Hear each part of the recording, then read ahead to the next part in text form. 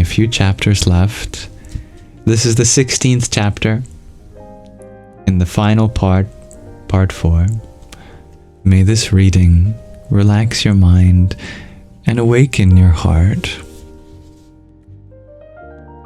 Namaste, Anazek. It was only much later that I was able to link the 4 successive and faultlessly executed events. The first was common enough. An explosion at a grain warehouse. If you remember, there were some unfortunate events throughout the story so far, seemingly disparate. A wide swath of shanties had been flattened with a human toll, unfortunately, of 65, as it was reported.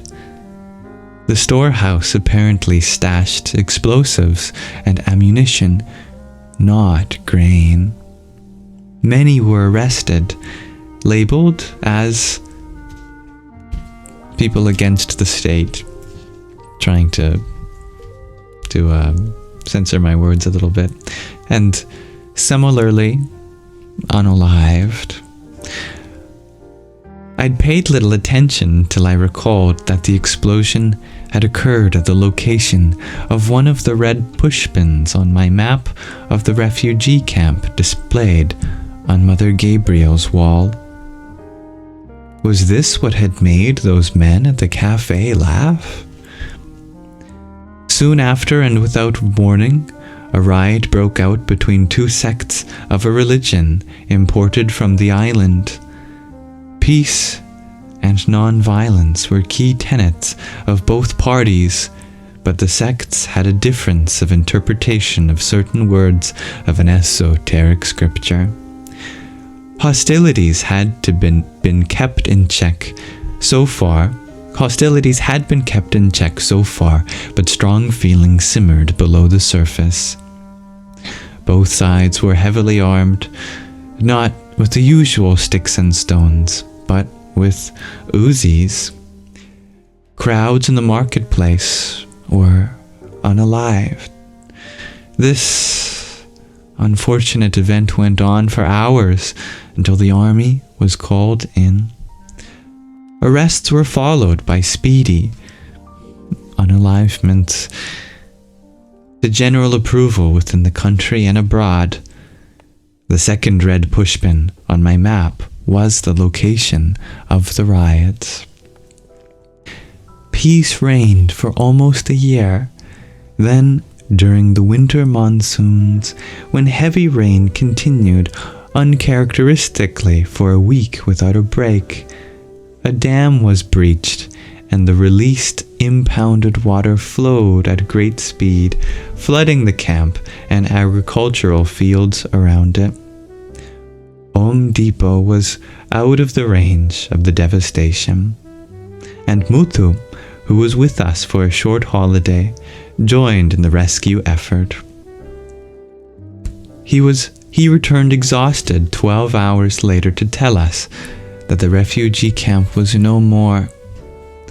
Hundreds had drowned, and there was widespread looting and unaliving of each other.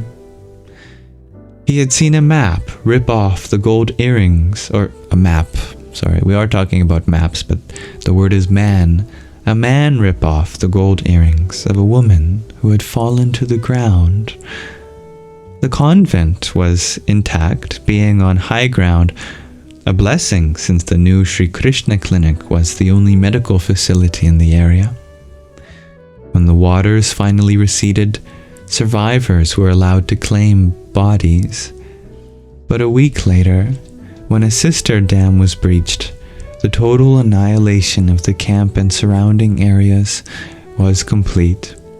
Muthu disappeared for days, and one day came back, haggard, with a baby squirming in his arms.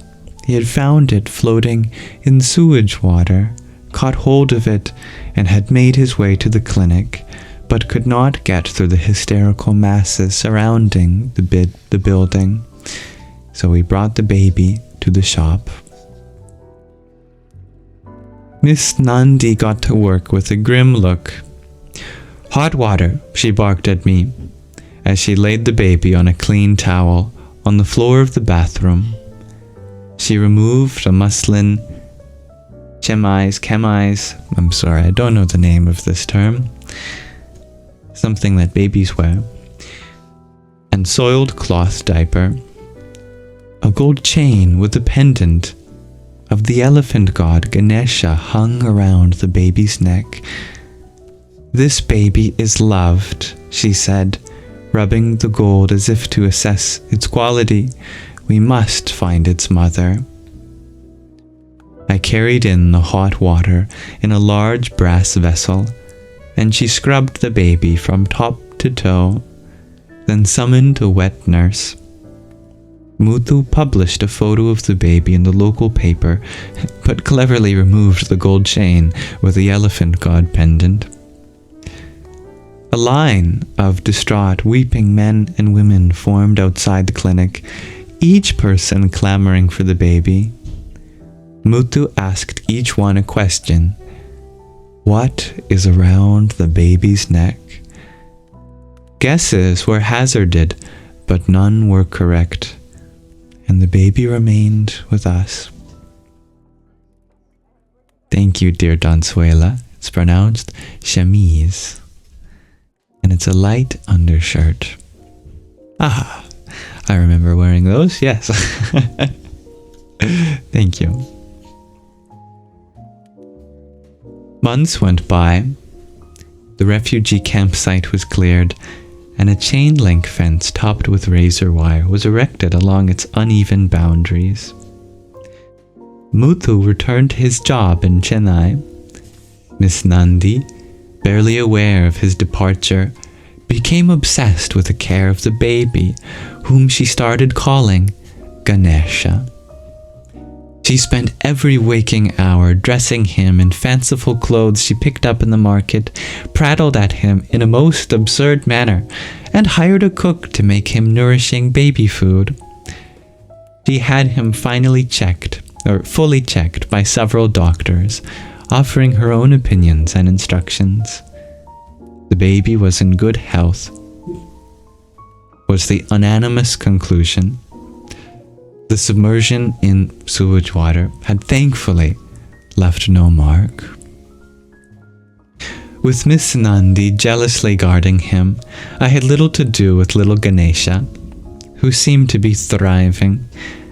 However, when he developed colic and howled all night, Miss Nandi cleverly shoehorned his cot into my curtain space, and it was I who woke up at 3 a.m. to his bawling, and it was I who changed him, rocked him, and consoled him.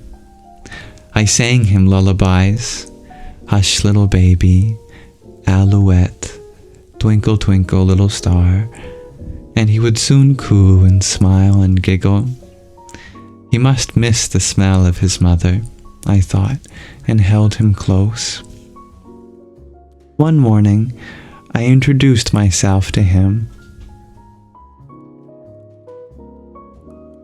I am that little girl who sat by her mother and played the piano, and I am this woman who sings. I exist. Eternally I shine.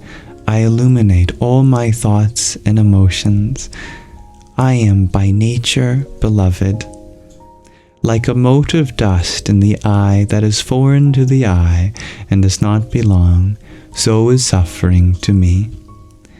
The source of my joy in rocking you, little Ganesha, is not from your cooing, your giggles, your beauty, but is me.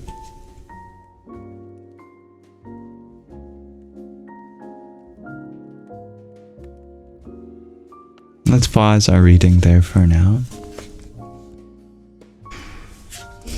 Thank you for listening. Well, the symbolism is not lost on me, with our protagonist secretly Oma, consort of Shiva, and Ganesha famously being a kind of adopted son of Shiva and Parvati, another name for Uma. It seems as though there's another divine incarnation in our story thus far.